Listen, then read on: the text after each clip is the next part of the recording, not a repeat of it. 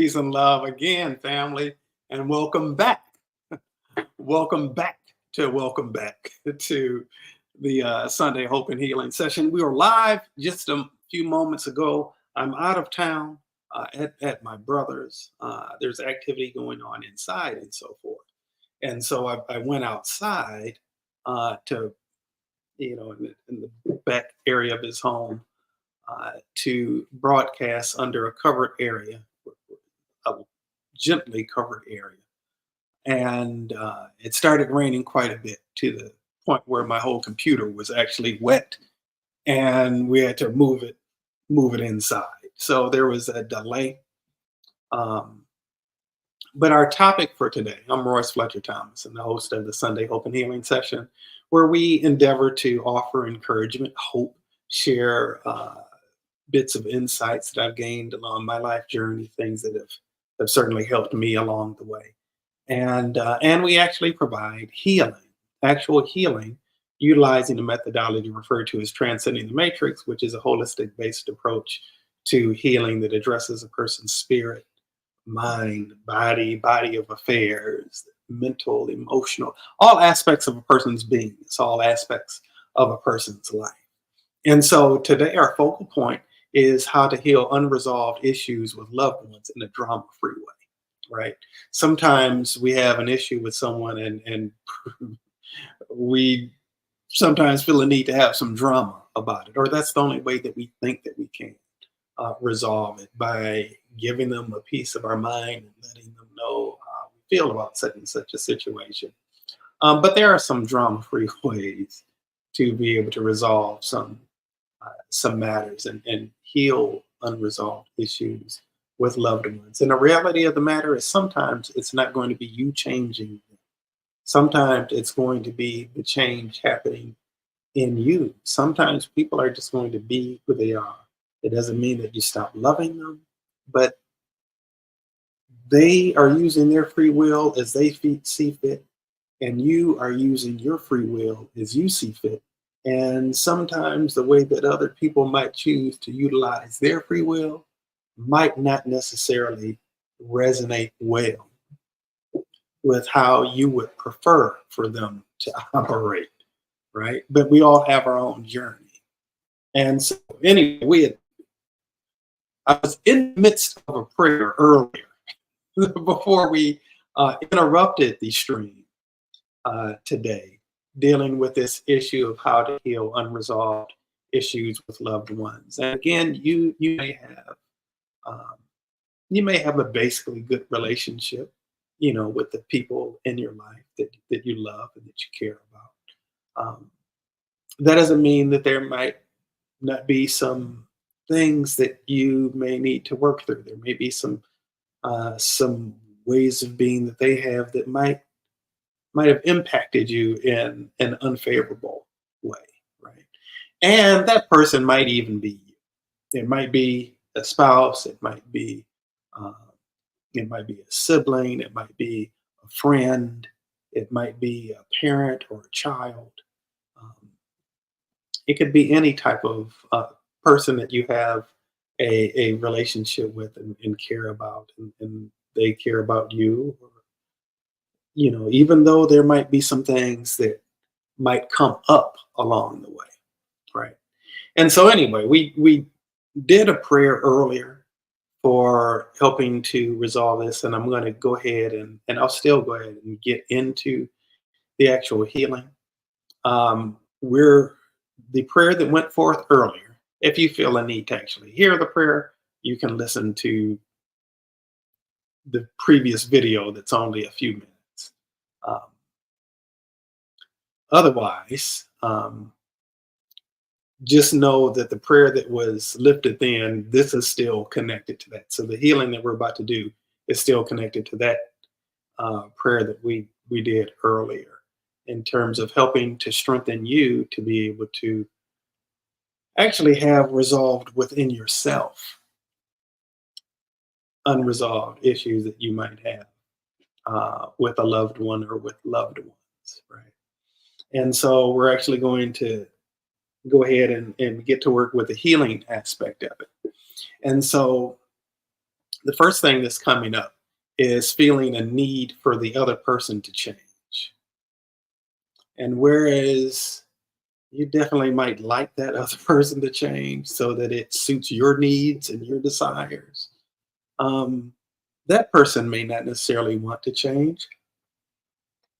And beyond that, it may be a reason that that person is the way that they are. They're bringing you actually an opportunity for perhaps for you to get past some of your own stuff. All right. A matter of perspective. But anyway, let's transmute that urge for them to change or that urge to try to control their behavior and transmute that into being able to find and experience resolve within yourself, to have peace within yourself in a way that is non attached to whether they change or not, whether they apologize or not, whether they show up in the way that you'd like them to show up or not, whether they stop showing up in ways that you don't like them to show up or not, but to be able to have that internal peace within, independent of what someone else's behavior might be. All right. Now, it's easier, frankly, to want the other person to change because it sometimes takes a little more effort or it takes some internal work for us to find peace within ourselves. And so often we as people are looking outside of ourselves. We're wanting the outside world to yield to what we think we want it to be. And then we can be happy and fulfilled and satisfied only when external things bend according to what it is that we think we want those external things to be, or how we think we want those external things to show up. Then, quite possibly, to find out later that that's not what we really want. It happens all the time. It happens all the time. So let's actually strengthen us to be able to, um, we recently did a session on, dealing with keeping the main thing. So the main thing is always an inside job. The work is always inside work, right? No matter what's going on in the outside world, the work that our work is to work on what's within us, to develop within ourselves, not to control necessarily external things, which includes people. All right, so let's look at oh, spiritual laziness. Okay. Not that other person being spiritually lazy, but us being spiritually lazy in terms of our approach. It takes a little bit less. It's easier, I'll put it that way. On the surface, it's easier to try to get other people to change or try to control other people to do what it is that we want them to do or stop doing what it is that we don't want them to do. But a reality is ultimately we can't control other people. We can, I mean, to some degree, we can manipulate people, but that's not really bringing any real healing. It's not serving them well, and it's not serving you well. However, uh, to be able to change one's perspective internally. This work of transcending the matrix, it is a methodology that people, thousands of people across the globe have experienced what's referred to as medical miracles, where broken bones have been healed, where tumors have disappeared, where people who've been in chronic pain have become free of that pain and in a very short period of time. There are a lot of things that um, medicine, Western medicine, can't really explain that people have experienced in a transformative manner via this methodology called transcending the matrix. But that's not really the real miracle, folks, quite frankly. The miracle is not a broken bone being repaired. The miracle is not 30 years of chronic pain going away in a matter of a few minutes. You know, the miracle isn't turning water into wine or walking on water. Those things aren't miracles, those things are signs and wonders. The signs and wonders are to get the people's attention to hear and receive the message. And the purpose of the message is to help to transform, to elevate a person's mind and to help transform a person's heart. And so the real miracle is a changed heart. And so, in one sense, you know, people a lot of times feel attracted to transcending the matrix because of a physical problem they have going on in their life. But like what we're focusing on today is actually dealing with, it's actually dealing with us healing internally, right? Us healing internally so that we can come from a more evolved space. Being more evolved doesn't mean that you have insight into everybody else's issues and you get to tell them about their issues. No, that's a way that your own ego can manipulate you, right? To really have a transformed heart really allows us to be able to see and operate from a different perspective than we have previously. And we're seeing and operating from a different place than we have previously in a way that actually allows us to be more compassionate towards ourselves and others, right? To be able to see things from a more holistic perspective. And, um, you know, we can't change other people, really, but we can control what we can control. And what we can control is what goes on inside of us. Even though we might have knee jerk reactions to things, even though there might be things that people may say or do or refrain from saying or doing that might result in hurt or pain or even trauma for us. And maybe we can't control the fact that we've experienced this trauma or that these negative emotions come up, that these painful emotions come up. But what we can control is putting ourselves in a state and getting in alignment with the opportunity to be able to have real, true healing on the inside and getting, putting ourselves in a position to be open and receptive to that. Okay. And so if you're one of the people who's here today, then kudos to you for making that step for your own healing. All right. And we're talking about healing in the context of a relationship, not necessarily a romantic, although it could be a romantic. It could be, you know, some other family relationship. It could be a relationship with a close friend where there's something that's unresolved. And we're able to do this in a way that you don't necessarily have to have a lot of conversation and a lot of drama surrounding it, right? So let's look real quickly then our attachment to the drama. And let's transmute that attachment to the drama with openness to experience a clearer and freer way, a more peaceful way, a way that allows us to be more free.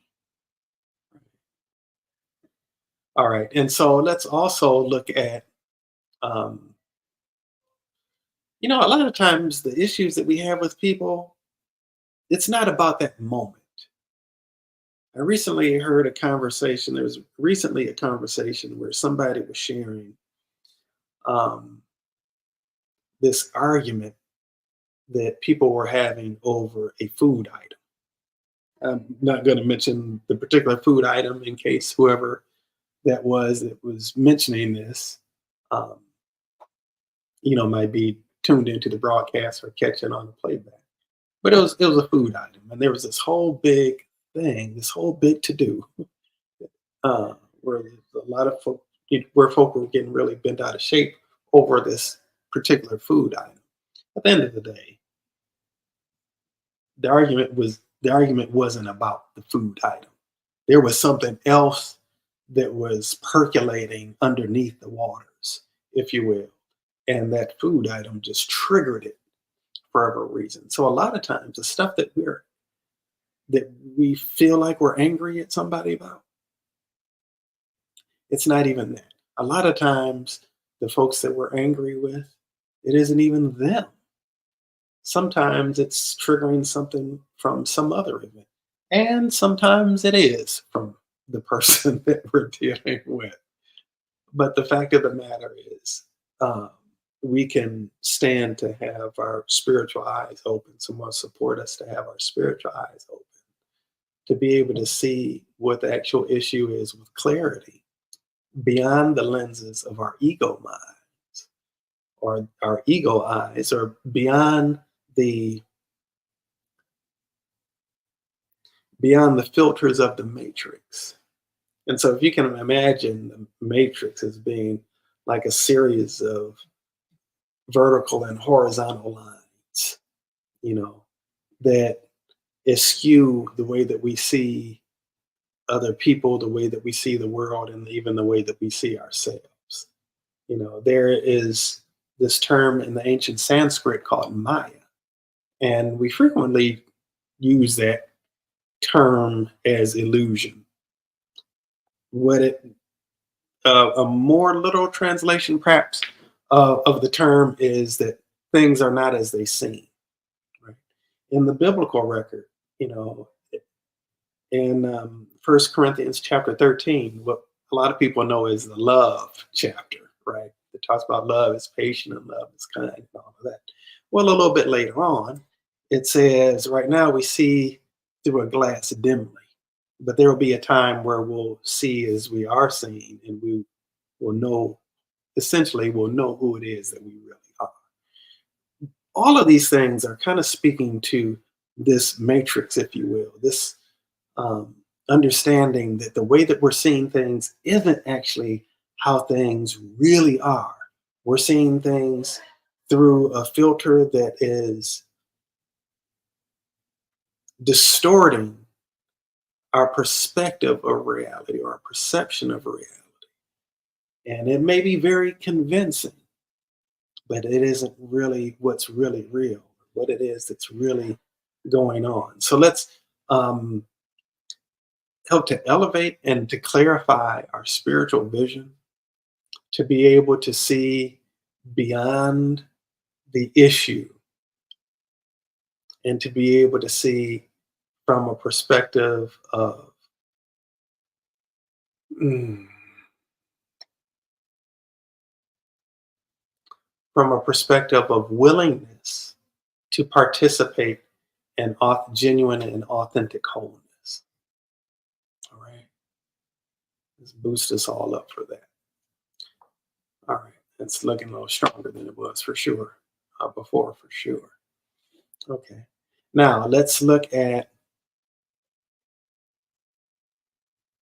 if you're not familiar with the Course in Miracles, there's something in A Course in Miracles. This is very, to me, it's very profound,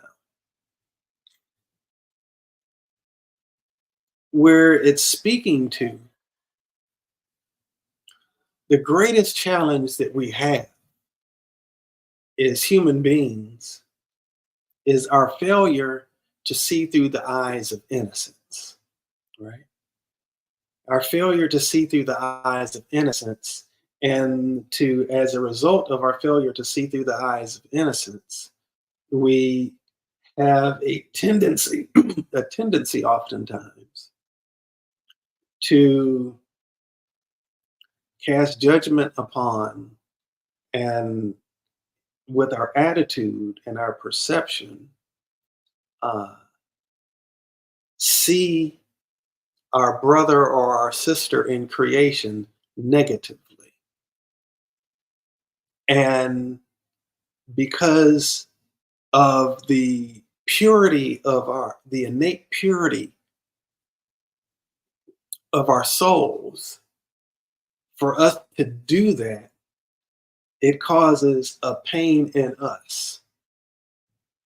That we often think that we often think that we're having a pain because of what somebody else did to us.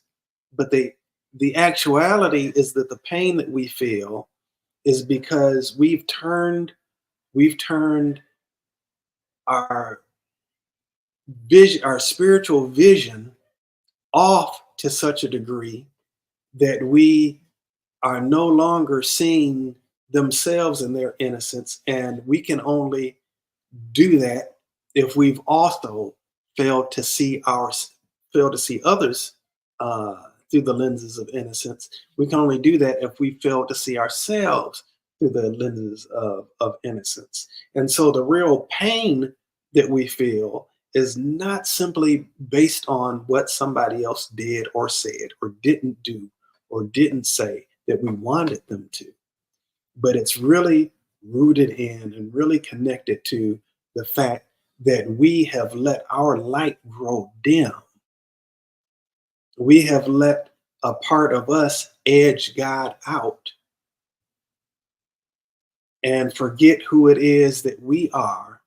And because we're all spiritual beings having a human experience, the goal is to be in the earth realm, living as who it is that we really are, and for us to come into the earth realm and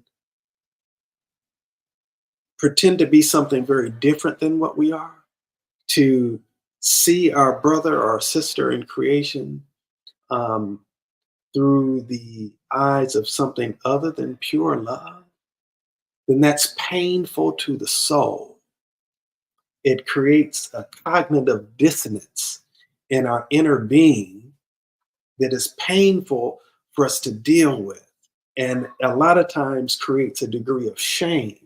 And then we've got this internalized shame that we're then projecting onto the other person and saying it's your fault that I'm feeling this way about me, when in reality I'm feeling the way that I'm feeling about me because I have, for whatever reason,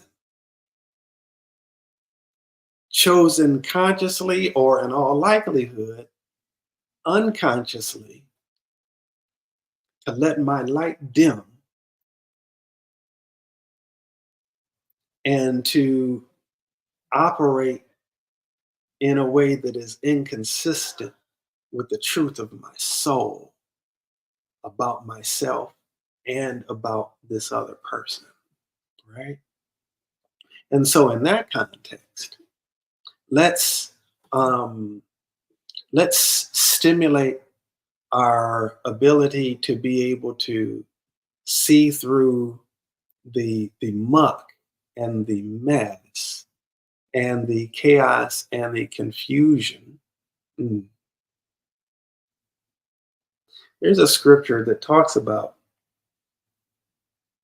the enemy being the author of confusion.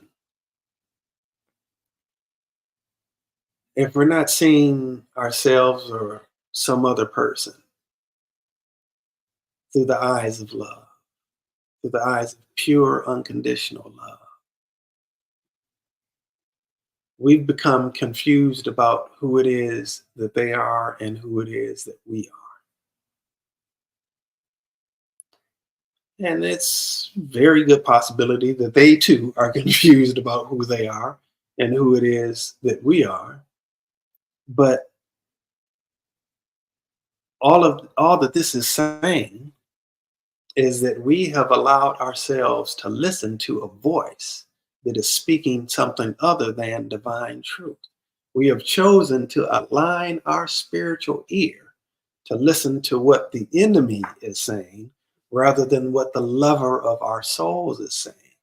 What is the enemy? The enemy is that energy that exists, call it what you want to call it, that endeavors to edge God out, right?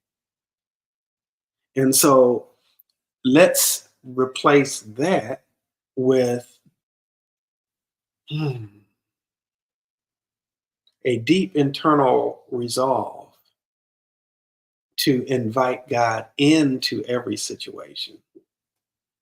Now, with that, there's shame that can come up with that too, because of ways where you feel like you're falling short and you don't want God to see where you're falling short. The reality is, God sees everything anyway. All right. And so it's good for you to know that God sees it. And in the midst of it, God nonetheless loves you exactly as you are and wants to bring you into greater realization of who it is that you really are in the first place, because you only act out of foolishness when you forget who you are. Okay. And because God loves you so much, God wants you to remember who you are and act in alignment with that, which includes forgiving yourself and other people, because you can't be the light.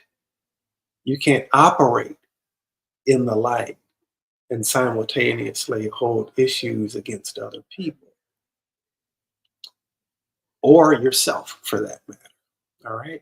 And so let's strengthen us up for deep self-forgiveness. Mm, thank you. Thank you, God. So deep self-forgiveness for the ways in which we have chosen to tune God out, whether we did it consciously or unconsciously. And one way or another, we were acting out of fear. So forgiving ourselves for not being as evolved as we want to be. Mm, that's a good one. That's very significant. That came up very significantly. So let's strengthen us to truly forgive ourselves for not quite being there, and for the times where we weren't quite there. Greetings, Dr. Kafera. I'm glad this is speaking to you today. All right, and so let's also look to extend grace to ourselves and extend grace to others. All right, and uh, to give other people the space to be themselves and to make room within ourselves for other people to give us to align with and commune with those who give us space to be ourselves. All right. Okay. All right. So at let's look at unresolved family issues that have traveled through the bloodline. Okay. I want to look at 73 different issues. We don't have to worry about what the specific issues are. We're just going to clear them. And going back how many generations? 8, 9, 17 generations back. Okay. All right. So this healing that's taking place right now is not only a healing for you, it's actually also a healing for your ancestors before you, where they get to benefit from this in a sense. And because this pattern is being broken with you, it doesn't have to keep going forward for future generations. Greetings, Optimal Living starts here. I saw that you checked in earlier before we had to leave. Said, invite God into every aspect. I invite God into every aspect of my life. Purify my mind and actions through the power of divine love. Yes. Yes, that's wonderful. May we all make space for that. May we all make space for that. All right. And so let's look at the generations that follow after us too. So we're going to go forward 3 generations. All right. That's what's coming up. So we're clearing that, going 17 generations back and 3 generations forward. Okay. All right. Perhaps there have been some people who, out of your maybe even sometimes unrecognized um,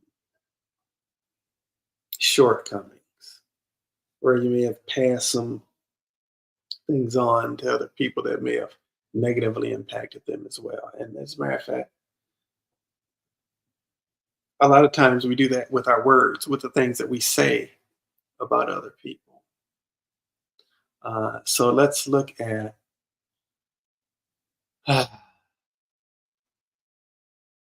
let's look at repairing broken bridges. Look at repairing the broken bridges. To be able to have the tools to repair the broken bridges or to make room for the repair of broken bridges. A lot of times we're thinking that the other person needs to be the one to repair the bridge. Here's the thing. And by the way, I'm not saying that we become enablers for people who treat us poorly. I'm not saying that at all. This session is specifically focused on how to heal unresolved issues with loved ones in a drama free way. And really, I thought about calling it um, how to do this internally, right? Because that is ultimately what this is about. And it is the best way to do it drama free, right? I learned something from my teacher, um, from Dr. Ewan, that there can be things that are resolved without words. It doesn't mean that you're choosing not to deal with it, but you can work it through in a way internally, energetically, internally, in a way that it doesn't have to be all of this big, drawn out, blown up thing. But it can be resolved in a way that makes a difference in you and makes a difference in your relationship with someone. Um, and it can be done in a way that the shifts take place simply and profoundly without having to go through all of this long drawn out approach. Right. All right. So let's see. Let's look at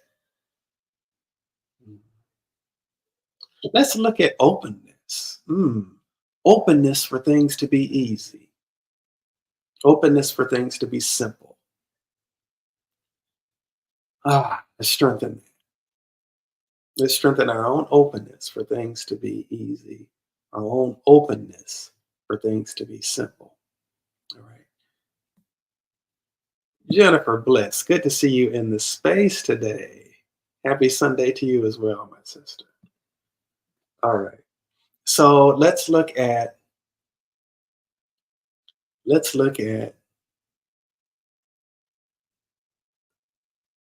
the guilt that we feel makes us believe, and even the shame that we feel makes us somehow believe that we deserve punishment or that things have to be hard, right? So we're going to transmute that thinking, we're going to transmute that belief system into a higher, more elevated belief system that allows space for the possibility that you don't have to be punished and that it doesn't have to be hard. It When you're in a state of divine flow, you're operating in a state of grace. All right. And let's strengthen, you know, worthiness of being in a state of grace, in a state of divine flow, in a state of ease and simplicity. Now, you can still hold on to the complication if you want to. You don't have to. Um, you don't have to let it go. You can hold on to stuff if you want, but I presume that you're here because you want to heal some unresolved issues with loved ones or with a loved one, at least one or more loved ones. All right, so let's look at strengthening you to something just came up dealing with the collective consciousness. The collective consciousness that believes that progress can only be made by the sweat of our brow. That goes back to that thing about heart. And that's sometimes part of our religious indoctrination, part of our socialization growing up. So we want to transmute that into an awareness and an openness to being able to hmm,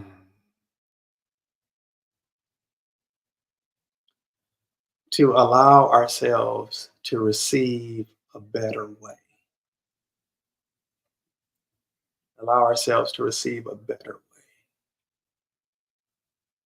way, and to take that better way and flow in that better way, a way that's ultimately better for us, better for everybody else too. All right. Okay. All right. And just going to do a couple more corrections and then we'll go ahead and wrap it up for the day. All right. So let's look at um, our need to be woo, our need to be right.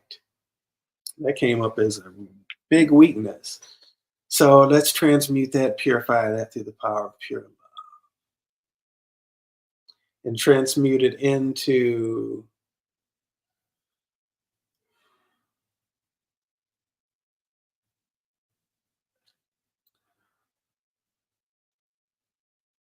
seeing things rightly.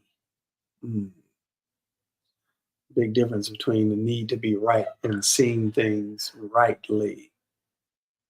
Because when you operate in that state of needing to be right, you're looking at things through the filter, through the lens of the matrix. You're not seeing things clearly. You're not seeing things as they actually are.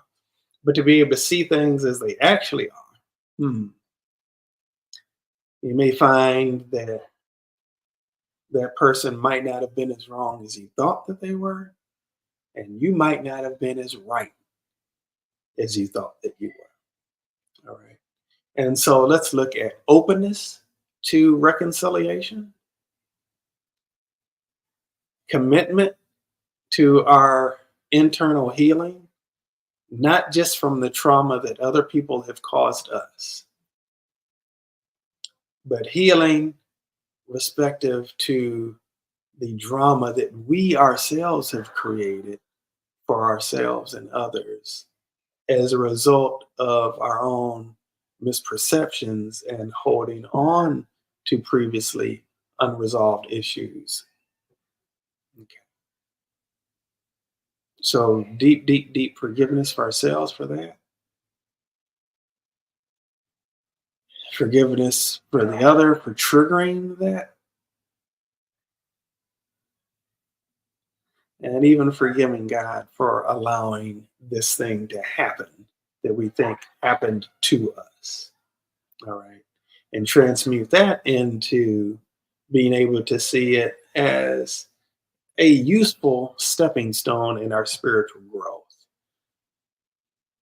Not simply because we overcame something that someone else did to us, but because we overcame our own limited thinking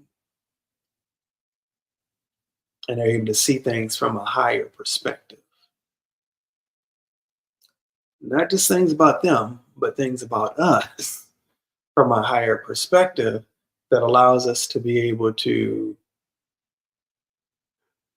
really live from a more heart centered place, a whole heart centered place. Just made me think there's a song track that travels with me wherever I go. And so, what I mean by that is anything can trigger a song coming up. I started hearing the song, it's a house music song called Heal My Heart. Um, I just started hearing that in my head. And it says something like, heal my heart, heal my pain, give me the strength to love again. And so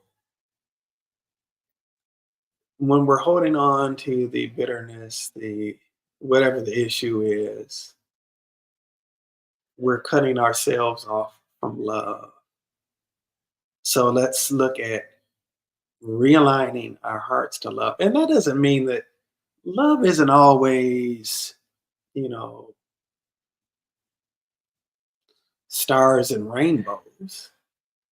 Love sometimes is just a decision. It's not just a feeling.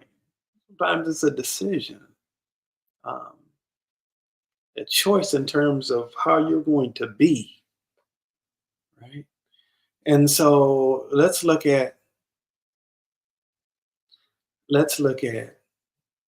strengthening ourselves to love ourselves enough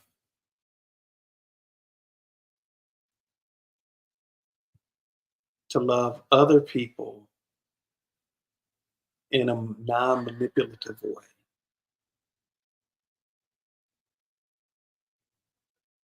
but in a way that actually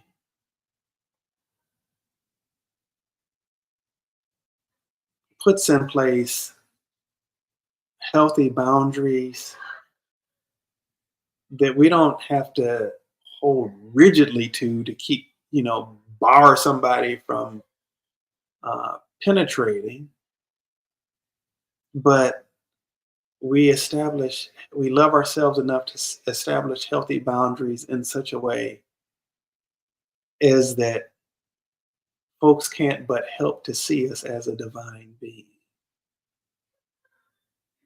And because we're operating in that space, we're just not in alignment with other people responding to us in an offensive manner. And so, God, thank you so much for this healing that we've all been blessed to experience today. We all have people that we love and that love us, whether they're still on the planet or not. And we've all had times and journeys with people that sometimes responded in a way that we didn't necessarily feel good. I thank you for this healing that's helped to open our spiritual vision, helped to purify our hearts, helped to purify our minds, helped to purify our spirits and let our souls realign to the greater truth, to see beyond the filters of our past pains and past hurts, and to be able to see through the eyes of innocence our brother or sister in creation, as well as ourselves. Thank you so much for this beautiful gift on this date and in this time and space called now. And I affirm it is done, it is done, it is done. All righty, beloved. It was certainly a pleasure having you here today. Again, apologies for the interruption. Had to come in from the rain and had to interrupt the stream to do that. Um, but it's certainly been a pleasure being here with you today. Hey, if you are one of the Transcending the Matrix initiates, you've been through the training. Look forward to seeing you in the support session this Thursday via Zoom at 7 p.m. Eastern Time. It's the first Thursday of the month. It will be the 5th. I look forward to seeing you there. Those of you who are transcending the matrix, you also be able to come to the upcoming class for free, as always.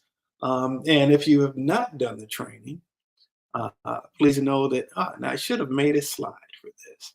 I don't usually like to should on people, but I don't actually, yeah, I should have, wish I would have made a banner for this. I thought that I had one, but apparently I don't. September 26th through the 28th, 2003 was the first ever Transcending the Matrix class. 21 years from that weekend, the last weekend of this month, since we're now in September, Friday, September 27th through Sunday, September 29th, we've got a Transcending the Matrix Level 1 class where you'll be able to learn how to eliminate pain, eliminate physical sickness and dis-ease, to resolve a whole plethora of different issues, how to address, ancestral issues, how to clear curses and spells, how to um, resolve things that exist within the collective consciousness of humanity, how to balance the elements within yourself or another person. Just a whole lot of good, juicy stuff that will tap you into the power that is living within you and waiting to rise to the surface. And in a new way, it would be it's a life changing experience for everybody who participates in it. If you have any interest in being able to partake of the training that's available on the 27th through the 29th of September 2024. Reach out to me, Royce Fletcher Thomason, either on Facebook or on Instagram. If you don't hear back from me within 24 hours, reach out to me again. I get a whole lot of messages, and occasionally, I miss something. So, um, if you, for whatever reason, you don't hear back from me in 24 hours, just please reach out to me again. All right. It's going to be a life-changing experience. And my prayer is that you'll love yourself enough to um, avail yourself of that opportunity. Otherwise, besides that, that closes us out for today's Sunday Hope and Healing session. Let me actually pull this out. So, okay, that wraps us up for today's Sunday Hope and Healing session. It's been my pleasure to be here with you today. And again, I'm very thankful for all of the healing that's happened. The more of us that are healed of the more things, the better it is for all of us. Because the more healed people are, the less people are acting out their brokenness on you and on other people, right? And so it's my prayer, my desire that we all be as healed and as whole as possible. Because when we are, it makes a difference for all of us. I benefit from other people's healing because then they're not acting crazy towards me. You benefit from other people's healing because then they're not acting crazy towards you. Right? Doesn't mean you can control them, but the fact of the matter is, when a person is operating from a state of wholeness, it has a way of trickling. Just like if a person is operating from a state of brokenness, it has a way of trickling, right? We're all intimately and intricately interconnected. Anyway, I don't want to go preaching a whole sermon or anything on that until next Sunday at 1 p.m. Eastern Time when we meet again. I shall bid you adieu. And as we endeavor to enter into that sustainable state of supreme satisfaction, I hold sacred space for all of us as we endeavor to do so. And until we meet again, I bid you adieu with peace and love. Catch you next time.